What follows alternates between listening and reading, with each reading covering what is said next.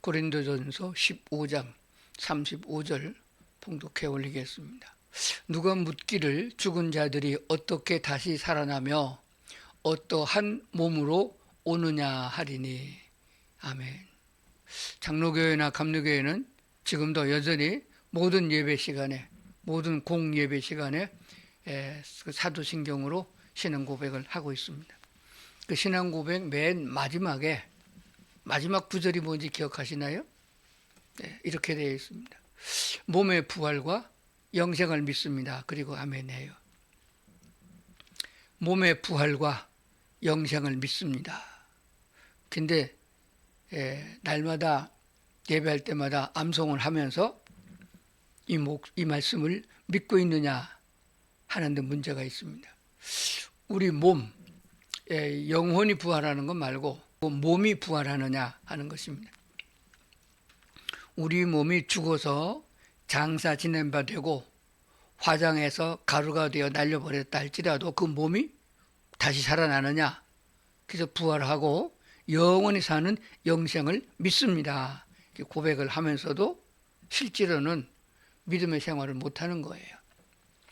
몸의 부활을 믿으면은 몸의 부활 후에 어떻게 우리가 살아갈 것인가를 생각하면서 그 말씀에 걸맞게 신앙생활을 해야 합당한 줄로 그렇게 믿습니다. 고린도전서 15장이 부활장이라 하는 부제가 붙어 있습니다. 누가 물어보기를 죽은 자들이 어떻게 다시 살며 그때는 어떤 몸으로 오느냐 하리니. 그래서 거기에 대한 대답을 해야 됩니다. 다시 살아날 적에는 우리와 똑같은 몸인가 다른 몸이냐 하는 걸 생각해 봐야 됩니다. 믿으면은 믿음으로 따라가야 되는 게 원칙이잖아요. 그렇게 되지 못할 경우가 많이 있습니다. 그래서 오늘은 성경에 나와 있는 말씀을 가지고 잘 생각을 해보면서 내 신앙은, 내 믿음은 어느 만큼이냐 생각을 해봅니다. 예수님 당시에 유대인들의 장례 방식, 요한복음 19장 39절부터 40절에 잘 나와 있습니다. 예수님의 시체를 아리마대 요셉이 받아서 장례를 지낼 때에 유대인의 풍습대로 장례식을 치렀습니다. 제일 먼저 시신을 씻습니다. 우리나라도 좀 비슷해요. 제일 먼저 시신을 씻습니다. 시신을 잘 씻은 다음에 향품을 바릅니다. 그 다음에 긴 천으로 몸을 이렇게 감습니다.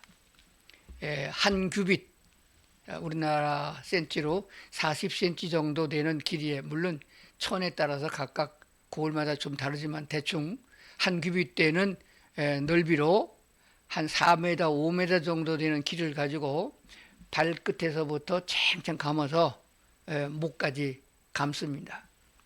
그리고 붙이죠. 그리고 얼굴은 따로 같은 수의용 천으로 얼굴을 이렇게 씌워 놓습니다. 모자 같은 것으로 만들어서 씌웁니다.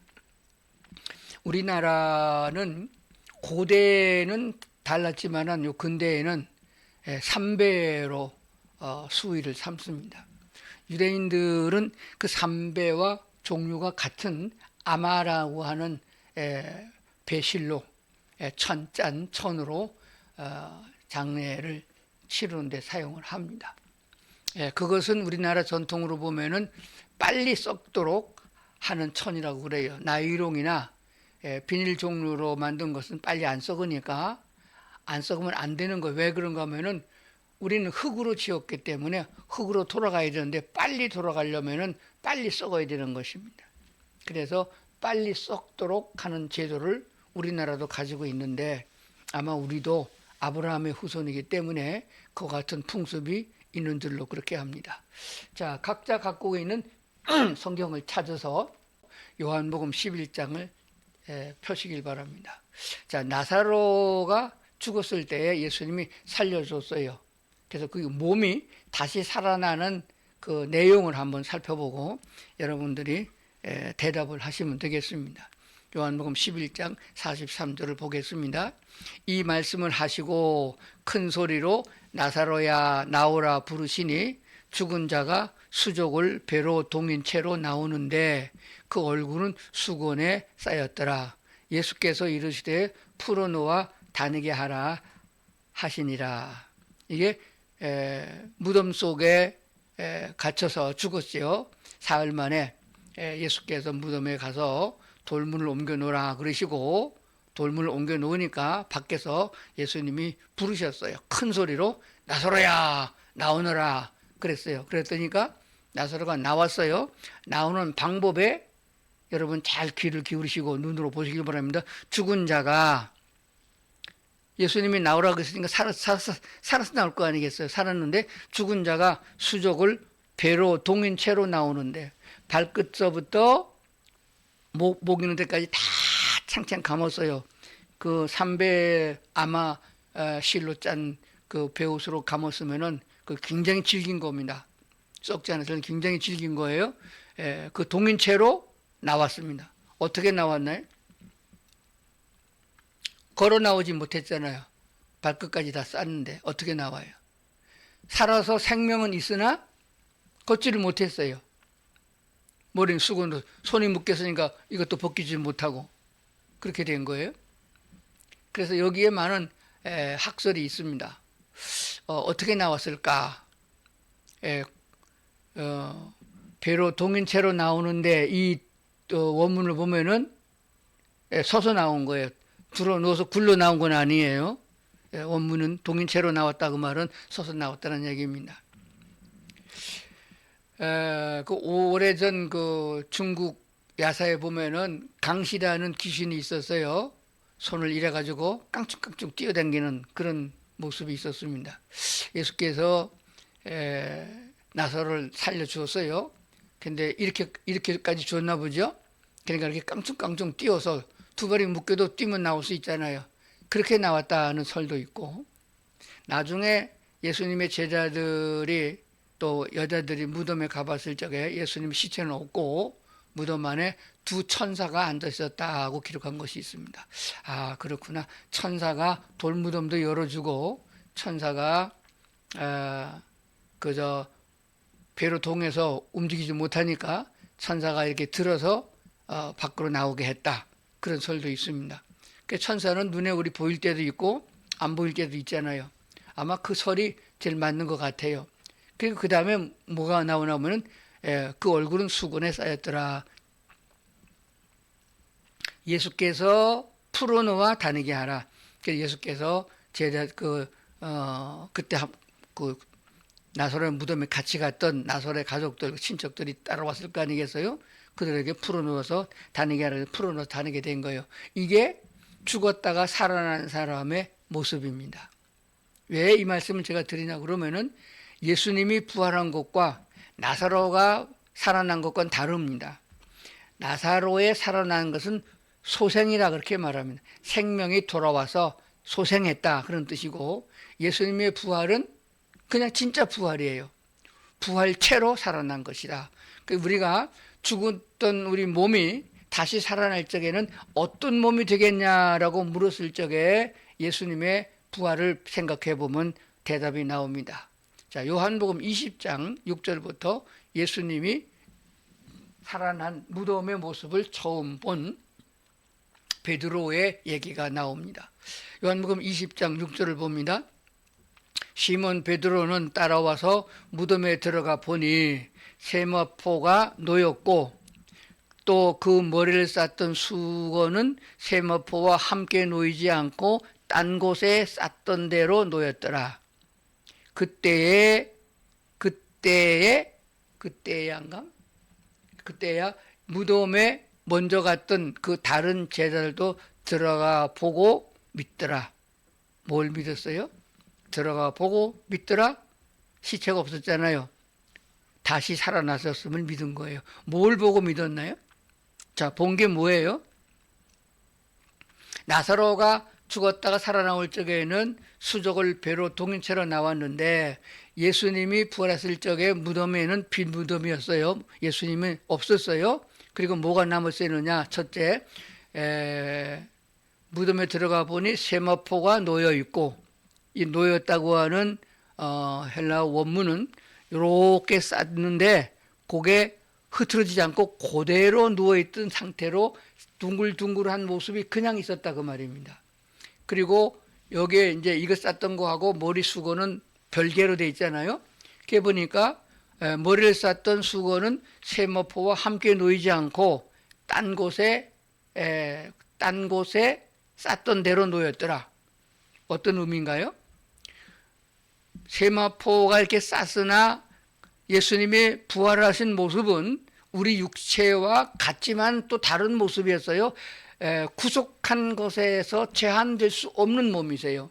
그러니까 연기 마냥 쌌던 데서 그대로 몸이 나오니까 구속했던 몸에서 빠져나왔으나 일어나서 보니까 몸은 나왔는데 머리숱은 있는 거예요. 이게 쓱 벗어서 따로 놨다 그런 뜻이 되는 거예요. 그럼 예수님의 부활체는 어떤 것인가요? 첫째, 제자들이 보니까 예수님이 맞아요. 그리고 옆구리에 손도 넣어봤고 손도 만져보고 또 예수님은 생선도 잡수셨고 그런 내용이 기록에 나옵니다. 그러니까 첫째는 우리 육체와 똑같은 모습, 예수님이 돌아가실 적에 33살 나이에 그대의 그 모습 그대로인 것을 알게 되는 것입니다. 그러나 나사로와 다른 점은 영적인 부활이기 때문에 만질 수도 있지만은 만져지지 않을 수도 있습니다. 예수님의 제자들이 로마 군인들이 두렵고 유대의 그 대제관들이 예수를 잡아 죽인 무리들이 예수를 부활했다고 소문 퍼뜨린 사람들 잡아 죽이려고 했기 때문에 방 안에서 문을 잠그고 있었다 그렇습니다. 그런데 잠그고 있었으나 예수님이 거기 들어가셔서 그들에게 나타나셨다고 기록하여, 그러면은 이게 담벽이나 어떤 쇠 상철이나 문에 있어도 그것을 제한받지 않은 몸이에요. 그러니까 그것을 그냥 공기 마냥 그냥 들어가서 육체로 다시 모이는 모습으로 변형될 수 있다 하는 것을 알게 되어집니다. 그럼 우리의 부활도 그렇게 된다라고 믿는 것이 옳습니다. 부활하신 부활체는 예수님이나 예수님을 따라가는 우리들이나 꼭 같은 모습이 되는 것이에요. 예수님과 같은 모습으로 부활되는 것입니다. 부활체는 우리와 똑같은 육체를 가지고 있으면서도 어떤 경우에 필요하면은 공기와 같이 안 보일 수도 있고 어디든지 이동할 수 있다는 사실을 알게 되어지는 것입니다. 그러니까 다시는 세상의 어떤 곳으로도 부활된 우리 육체를 억압할 수가 없습니다. 쇠사슬로 묶어놓을 수가 없어요. 형사들이 와가지고 수갑 채울 수가 없습니다. 채워봤자 소용없어요. 공기를 수갑 채우면 뭐가 되겠어? 안 되죠. 그리고 감옥에 넣을 수도 없습니다. 넣어봤자 소용없잖아요. 그러니까 제한받지 않습니다. 그러면 어떤 현상이 일어나냐? 어디든지 마음 먹으면 갈 수 있다. 속도에도 제한받지 않습니다. 눈 깜짝할 사이에 변화가 된다는 사실을 성경에서 여러 군데 써주고 있어요. 그러면 우리는 이동수단이 뛰어가거나 자전거를 타거나 자동차를 타거나 더 빨리 갈 적에는 비행기를 탑니다. 우주로 갈 적에는 로켓을 타지요. 바다로 갈 적에는 배를 탑니다. 그런데 그런 게 필요 없게 돼요. 부활했을 적에는 그런 거 없이 내가 미국 맨하탄에 가고 싶다. 그러면 벌써 거기 가 있는 거예요. 굉장히 속도가 빠르죠. 그렇기 때문에 세상의 다른 종교와 비슷하게 생각해서 기독교도 별다른 것이 없다라고 말하는 사람을 많이 봐요. 그렇지 않습니다. 그저 간구하고 기도했더니 돈이 좀 더 생기고 병이 낫고 또 우리에게 좋은 일이 많이 생긴 복을 받았다 하는 그런 개념이 아닙니다. 기독교의 가장 중요한 핵심은 죽은 자 가운데 부활인데 아무렇졌다가 살아나는 것 같은 소생이 아니고 예수님과 같은 부활체로 부활된다는 사실을 성경이 말씀해 주고 있습니다. 그래서 조금 더 우리가 이해하기 좋도록 원문에 가깝도록 킹 제임스 번역으로 보겠습니다. 51절입니다. 보라, 내가 너희에게 한 신비를 보이노니 우리가 다 잠자지 아니하고, 여기서 잠잔다는 말은 늘 얘기하잖아요. 예수 믿고 거듭난 성도가 죽은 것은 잠잔다고 하고, 그렇지 않고 죽은 사람은 그냥 죽었다고 표시되는 게 성경의 공통점입니다. 우리가 다 잠자지 아니하고 마지막 나팔 소리가 날 때에 눈 깜짝할 사이에 순식간에 다 변화된다. 이게 마지막 나팔 소리가 뭐예요? 예수께서 재림할 때 공중에서 내려오시는 걸 보는 거예요. 예수님이 올라갈 때 모습과 똑같이 공중에서 내려오는 모습을, 지상에 발을 닿기 전에 공중에 계신 주님을 보는 거예요. 그때 나팔 소리가 같이 들린다는 거예요. 임금님 행차할 적에 앞에서 치타라고 그러나요? 그저 악기를 울리는 것과 같이 팡파레가 울리는 거죠. 그 나팔 소리를 듣게 되면은 눈 깜짝할 새에만, 눈 깜짝할 새라고 한국말로 표현했는데 성경 원문에는 순식간에, 눈 깜짝할 새보다 몇만 배 더 빠른 그 순식간에 다 변화가 된다. 죽었던 자들은 다시 살아나고 살아있는 사람도 변화시킨다. 제한받지 않는, 세상의 억압에 제한받지 않은 모습으로 변화되게 한다는 사실입니다. 52절입니다. 나팔 소리가 나며 죽은 자들이 썩지 아니할 것으로 일으켜지며 우리가 변화되리니.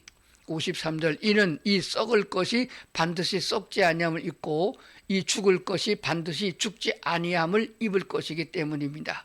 정확하게 이해가 되겠죠. 또 보충합니다. 데살로니가전서 4장도 부활과 재림에 대한 것을 써주고 있어요. 데살로니가전서 4장 16절부터 봅니다. 주께서 호령과 천사장의 소리와 하나님의 나팔 소리로 친히 하늘로부터 강림하시리니 그리스도 안에서 죽은 자들이 먼저 일어나고 그 후에 우리 살아남은 자들도 그들과 함께 구름 속으로 끌어올려 공중에서 주를 영접하게 하시리니 그리하여 우리가 항상 주와 함께 있으리라.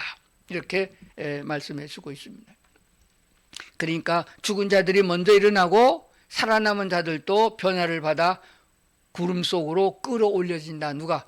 우리 주님께서 그의 능력으로 우리를 끌어올리는 거예요. 비행기 타지 않아도 올라갈 수 있습니다. 누가복음 20장, 마태복음 22장, 마가복음 12장 다 있는 말씀이에요. 예수께서 이르시되 이 세상의 자녀들은 장가도 가고 시집도 가되 저 세상과 및 죽은 자 가운데서 부활함을 얻기 합당히 여김을 받은 자들은 장가가고 시집가는 일이 없으며 그들은 다시 죽을 수도 없나니 이는 천사와 동등이요 부활의 자녀로서 하나님의 자녀임이니라.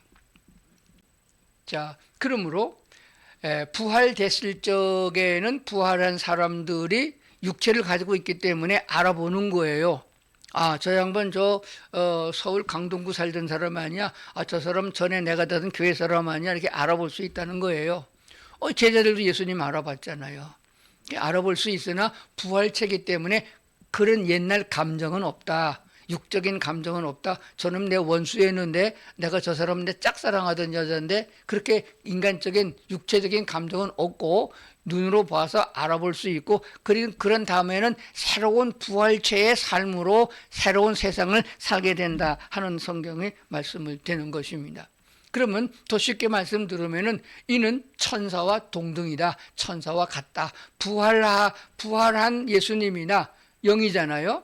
천사도 영이잖아요. 우리도 예수를 구주 영접할 적에 우리 영이 살아나잖아요. 그래서 영적인 면에서 우리는 육체를 입은 것이기 때문에 부활한 몸을 가지고 있는 사람들이기 때문에 천사와 같다 이렇게 되어집니다.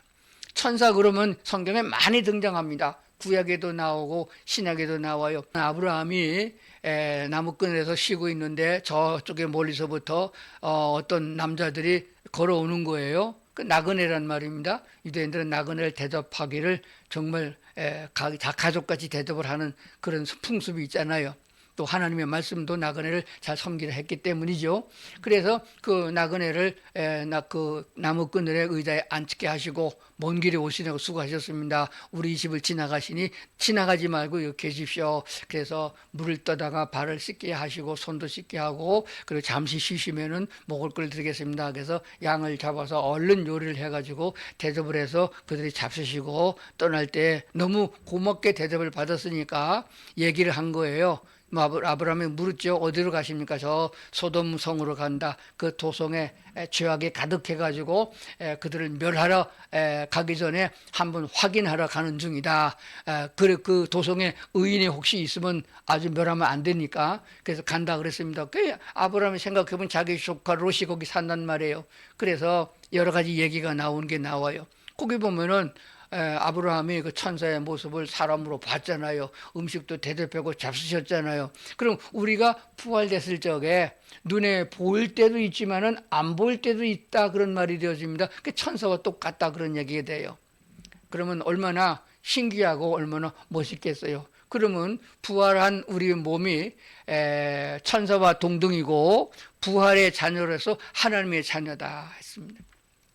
우리가 오해하고 있는 것 중에 하나가 뭐냐 그러면은 예수님은 하나님이시잖아요. 근데 하나님이 육신을 입고 이 땅에 오셨을 적에 하나님이라 하지 아니하고 하나님의 아들이라 그랬습니다. 하나님의 아들이심을 믿습니다 이렇게 말하는데 그 아들이라는 개념을 우리 인간적으로 자꾸 아버지 아들 그 아버지는 할아버지가 낳고 그렇게 생각해서 문제가 되는 거예요. 이 예수님을 하나님의 아들이라고 한 이유는 그런 식으로 족보를 계산하라는 아들이 아닙니다.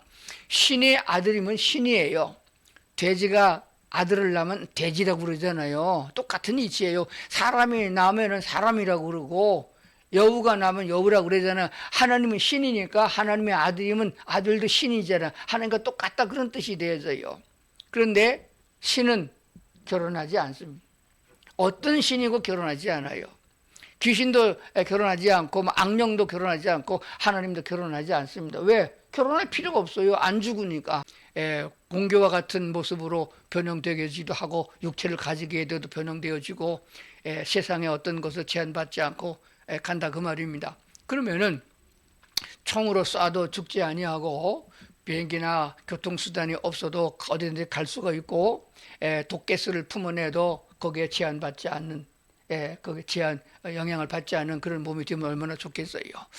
참 신기하고도 귀한 역사가 다른 사람에게 아니라 곧 우리 믿는 자들에게 주어진다 하는 사실을 생각해 봐야 된다. 그리고 영원히 죽지 않는다. 영원히 죽지 않는다. 죽을 수도 없다. 죽고 싶어도 못 죽는다. 우리는 힘든 일만 하면 죽겠다 그러잖아요. 근데 죽을 수도 없다 그랬어요.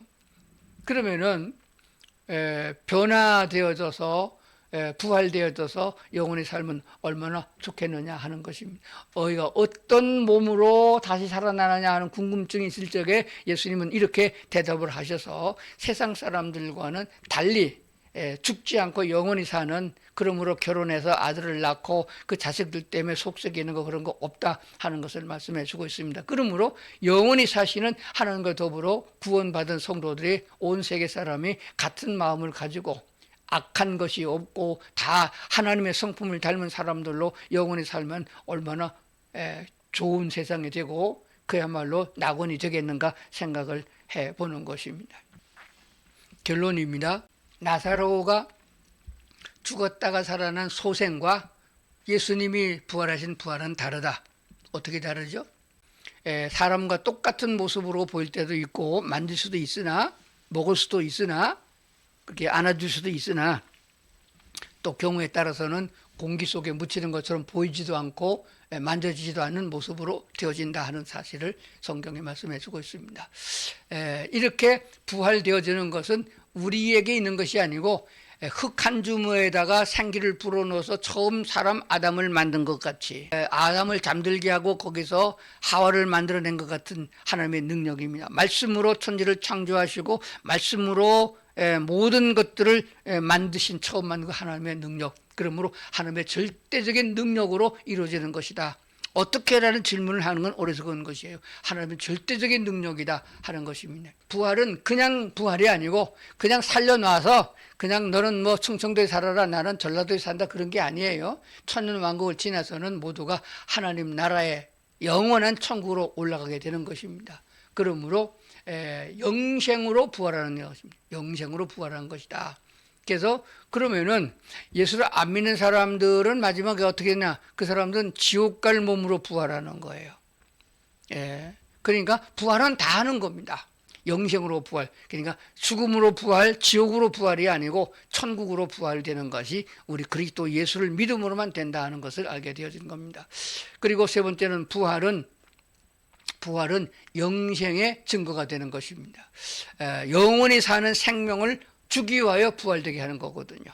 땅 속에서 그냥 영원히 살아가지고 지옥에서 영원히 사는 그런 모습이 아니라는 사실입니다. 이것을 뒷받침하기 위해서 로마서를 한번 보겠습니다. 그 밑에 있는 로마서 1장 3절 4절을 보겠습니다. 그의 아들에 관하여 말하면 육신으로는 다윗의 혈통에서 나셨고 우리와 똑같은 육체를 가지고 이 땅에 오신 분이 예수님이셔요. 그의 아들에 관하여는 육신으로는 다윗의 혈통이 나셨지만은 성결의 영으로는 죽은 자들 가운데서 부활하사 능력으로 하나님의 아들로 선포되셨으니 곧 우리 주 예수 그리스도시니라 이렇게 말씀하셨습니다. 그러니까 죽은 자 가운데 부활하셨기 때문에 부활이 증거가 되었다 하고 선포됐다라고 말씀하셨는데 그전 성경인 개역 성경이나 지금 킹 제임스 번역이나 다른 성경에는 좀 다르게 번역되어 있습니다. 그전 성경 개역 개정판이 되기 전에 그 개역 성경에는 하나님의 아들로 인정되었으니 이렇게 했습니다. 그게 아마 제일 아주 우리나라 말로다가는 바르게 번역한 것 같은데 그게 뭐 그렇게 선포됐다, 그건 확정됐다는 얘기 되잖아요. 킹 제임스 번역에는 밝히 드러나셨다 이렇게 번역했고 비전 성경에서는 인정되었다고 했고 직역 성경은 확정되었다 이렇게 말씀하고 있습니다. 확정된 것, 인정된 것 무엇이? 죽은 자 가운데에서 부활했기 때문에 하나님의 아들 신이 됐다 그런 뜻이 되는 거예요. 부활이 없으면은 동양에 뭐 4대 성인이 있다 세계적으로 말하는데 그런 성인 중에 하나 예수가 아니에요. 그건 게임도 안 되는 겁니다. 확실하게 죽은 자 가운데 부활을 했으므로 그는 신이다 하나님이다 라고 하는 것을 알게 되어집니다. 우리도 부활해야만 신의 경지에 올라가게 된다는 것을 꼭 기억해야 됩니다. 예수 그리스도를 제대로 알고 믿은 사람은 이 세상에 매일 필요가 없습니다. 돈 몇 푼에 예수를 배신하거나 그럴 일이 있을 필요가 없어요. 왜냐하면 얼마나 소중한 것이에요. 부활체로서 육신의 몸을 그대로 입고 더 늙지도 않고